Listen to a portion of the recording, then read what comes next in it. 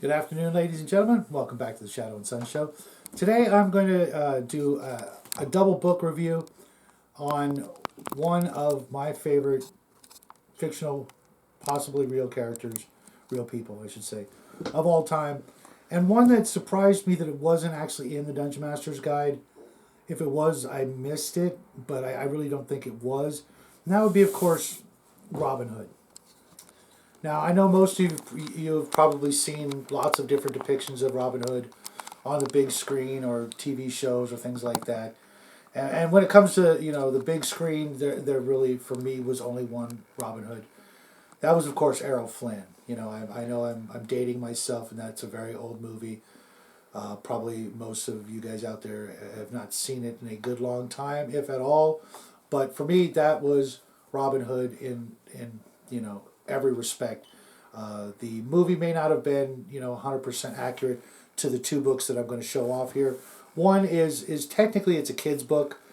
It was the Illustrated Junior Library Edition, The Merry Adventures of Robin Hood by Howard Pyle, and I know the cover isn't great, but there's a really nice depiction of Robin Hood.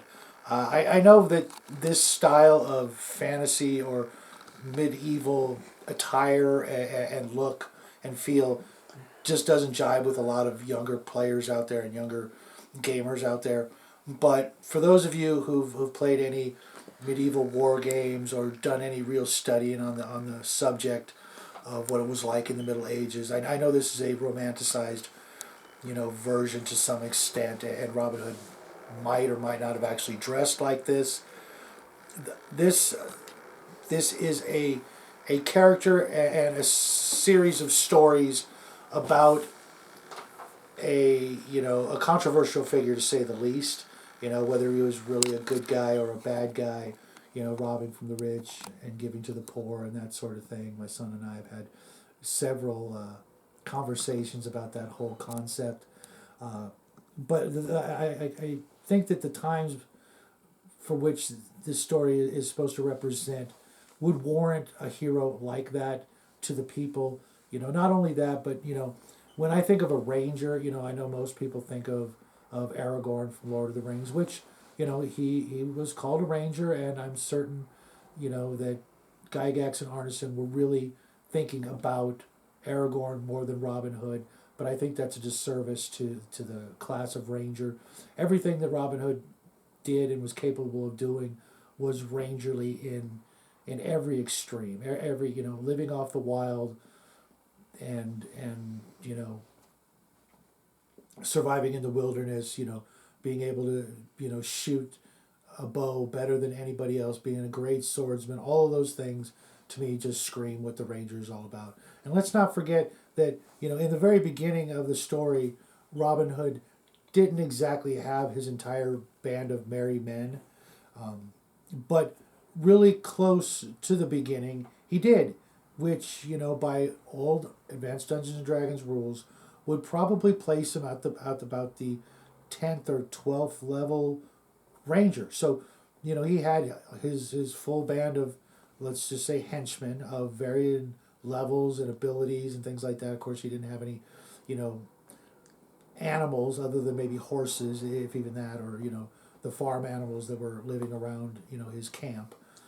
Um, it's still a really good, I guess, representation of what the average, I think it was 10th level ranger, would be like, and how they would, have to exist, once they had their followers or their henchmen or whatever terminology you want to use.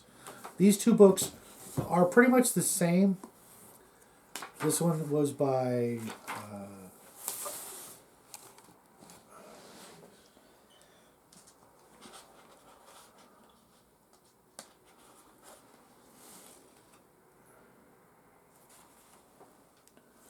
Paul Creswick. They're pretty much the same book. This one's obviously toned down a little bit, but not so much, because both books, believe it or not, are about 100 years old.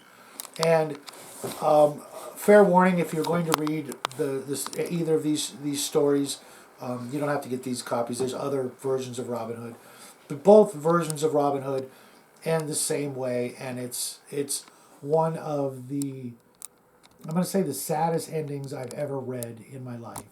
And since they're both almost virtually identical, fortunately, this one actually gives you a warning toward the end of the book saying, if you don't want to basically cry at the end of the book, don't read any further. And I think that was, especially for me when I first read this, of course I did read past that point, but they weren't kidding. It's one of the most horrific endings of a hero you can imagine, I think. But up until that point, nothing says Ranger like Robin Hood. For me, I've read Lord of the Rings multiple times. I've also read these books multiple times. And if I was going to go with, my favorite Ranger, I'm going to go with Robin Hood, just because I know that when Tolkien was thinking of Aragorn, he was thinking of Robin Hood, not the other way around. Despite what some people might think, this character has been around in literature for hundreds and hundreds of years, if not longer than that, depending on which documentary you watch on the History Channel or what have you. And trust me, I've watched quite a few of them. Personally, I'm going to go with he was a real person. I may be completely wrong. I'll never know. But I want to think that he was, in fact, a real live hero who, over the centuries, his story was embellished, by thousands of storytellers throughout, the long years. But I really hope you guys give this a chance, because for me it was, a very special book in my collection, and I've had this for a very, very long time. This one I got a little bit later, and I wanted to see how much different it was, and even this kids version is, it was for kids 50, 60, 70 years ago, not kids of today who are sheltered and pampered and coddled to no end. I'm hoping someday my own son will pick this one up, because it's so, even though the language is with the these and the thous and things like that, it really helps you, especially if you're going to play with your voice when you role play. It really helps you to learn how they speak. So many fictional fantasy stories for inspiration don't talk like that. That was one of the things I really appreciated about the Jack Vance Dying Earth books, that they use these big words that some were made up by Jack Vance, but others that people just don't use anymore. And it just really helps to get you into the character. And trust me, you start, using this sort of flowery language around your fellow players and your dungeon master. It's going to bring everybody into the spirit and the character of role playing, because there's certain words we use today that didn't exist back then and wouldn't exist in fantasy worlds. Maybe they might, depending on the exact situation.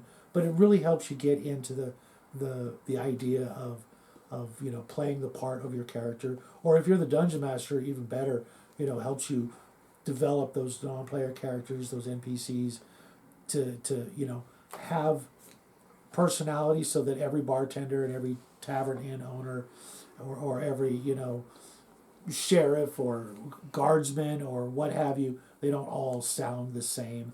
You can drop the flowery language for some and pick it up for others. Only use certain things for other players or NPCs or characters. Maybe your dwarves don't sound like this. Maybe they sound more Scottish, which most people tend to do when they play a dwarf. I don't know why, but check it out. You'll find that every dwarf has got a Scottish accent. But I really hope you guys leave your thoughts in the comments section on Robin Hood. Let me know what your favorite version of Robin Hood was. If you have these books, or if you have another version of this that I am not showing off here, and you think I might enjoy, because growing up as a kid, I couldn't get enough Robin Hood, and sadly, after the I'm going to date myself here, there was a TV show called When Things Were Rotten, If any of you guys remember that show, that was the last good Robin Hood, and it was actually a comedy, but it did not last very long. And you know, I wish I could watch that show again.